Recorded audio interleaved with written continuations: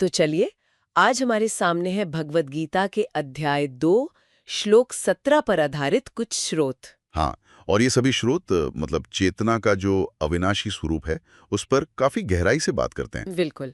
तो आज का हमारा मकसद यही है कि हम समझें कि गीता इस अहम श्लोक के जरिए चेतना की प्रकृति के बारे में असल में क्या बता रही है। सही कहा। जो मुख्य विचार उभर कर आ रहा है वो ये है कि चेतना जो पूरे शरीर में फैली हुई है वो अविनाशी है। हाँ, अविनाशी, उसे कोई नष्ट नहीं कर सकता। ये सुनने में तो सीधा लगता है, पर इसके मायने बहुत गहरे हैं। तो आइए इसे थोड़ा खोलते हैं ना। जरूर जरूर। तो श्लोक 17 इस तरह है, अविनाशी तु तद विद्धि येन सर्वमिदं ततम विनाशम अवयस्यास्य न कश्चित कर्तुमर्हति।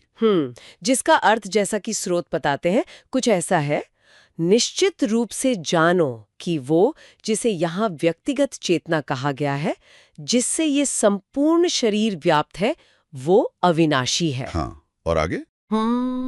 और ये कि इस अविनाशी आत्मा का विनाश करने में कोई भी समर्थ नहीं है। बिल्कुल। यहाँ ये जो हिस्सा है, येन सर्वमिदम, हाँ। ये बहुत महत्वपूर्ण है। हाँ, इस पे थोड़ा और बताइए। सर्वमिदम ततम। इसका मतलब है कि चेतना सिर्फ किसी एक जगह जैसे दिमाग या दिल में केंद्रित नहीं है, नहीं, ये संपूर्ण शरीर में फैली हुई है। हर हिस्से में। हाँ, हर अणु अणु में कह सकते हैं, स्रोत इसे व्यक्तिगत चेतना का नाम दे रहे हैं। जो हर जीव के अपने निजी अनुभव का आधार है। अच्छा। लेकिन इसका जो मूल स्वभाव है वो सार्वभौमिक है, वो है अविनाशी होना। और फिर आता है ये दावा कि ये अविनाशी है।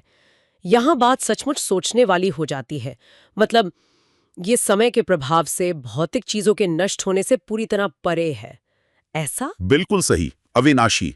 और श्लोक में एक और शब्द है अव्यय। हाँ, अव्यय। दोनों का एक ही मतलब है, जिसका नाश न हो सके, जिसका व्यय या क्षय न हो, जो शाश्वत है, सनातन है। स्रोत इसी बात पर जोर देते हैं कि भाई इसे ना तो कभी बनाया गया था और ना ही इसे कभी नष्ट किया जा सकता है। ये भौतिक जगत के जो नियम हैं उनसे परे है। तो ये सीधा सीधा आत्मा या आत्मन के सिद्धांत से जुड़ गया। हाँ, बिल्कुल वही सिद्धांत कि आत्मा इस नाशवान शरीर से अलग एक स्थायी तत्व है। शरीर आता जाता है, आत्मा नहीं।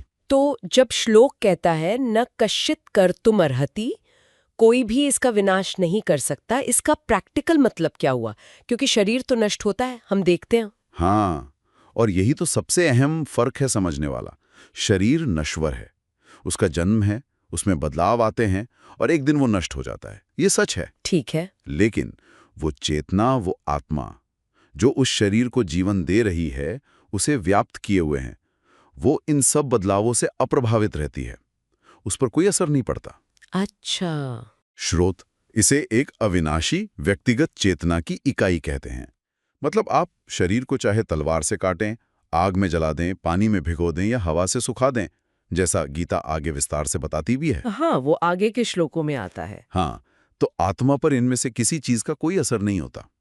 वो भौतिक चीजों और भौतिक तरीकों की पहुंच से परे है। ये समझ के शरीर के खत्म होने पर भी चेतना का अस्तित्व बना रहता है, ये तो फिर जीवन और मृत्यु को देखने का पूरा नजरिया ही बदल देता है। निश्चित रूप से बिल्कुल बदल देता है। और एक बात और देखिए, श्लोक शुरू कैसे होता है? तु तद्विद्धि। तो तद्विद्धि। हाँ। मतलब इसे निश्चित रूप से जानो। ये कोई मतलब वैकल्पिक फलसफा नहीं बताया जा रहा। गीता के अनुसार ये एक मौलिक सत्य है, इसे जानना जरूरी है। एक तरह से ये ज्ञान सिर्फ बौद्धिक नहीं है। नहीं, बिल्कुल नहीं।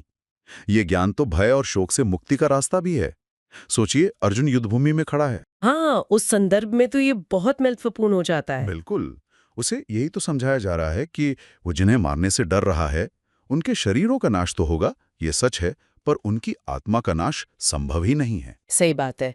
तो अगर हम संक्षेप में कहें तो भगवद गीता का ये 17वां श्लोक हमें बता रहा है कि हमारे होने का जो मूल तत्व है, हमारी चेतना या आत्मा, वो एक शाश्वत, न टूटने वाली, न खत्म होने वाली शक्ति है। हाँ, जो हमारे शरीर में हर जगह मौजूद है और जिसे किसी भी तरीके से नष्ट नहीं किया जा सकता। वो शरीर से अलग है और उससे परे है। हाँ, यही इसका सार है। एकदम सही कहा आपने। ठीक है। और ये हमें एक गहरे विचार की ओर ले जाता है ना। एक सवाल छोड़ जाता है मन में क्या? कि अगर चेतना वाकई अविनाशी है और हर जीव में मौजूद है, तो इस समझ को, इस ज्ञान को अगर हम सच में आत्मसात कर लें तो जीवन की जो चुनौतियां हैं, मृत्यु का जो भय है, हाँ, और दूसरों के साथ जो हमारे रिश्ते हैं, हमारे व्यवहार है, उसको देखने का हमारा नजरिया कैसे बदल सकता है? मतलब इस पर सोचना चाहिए। ये वाकई एक गहरा सवाल है सोचने के लिए। बहुत खूब।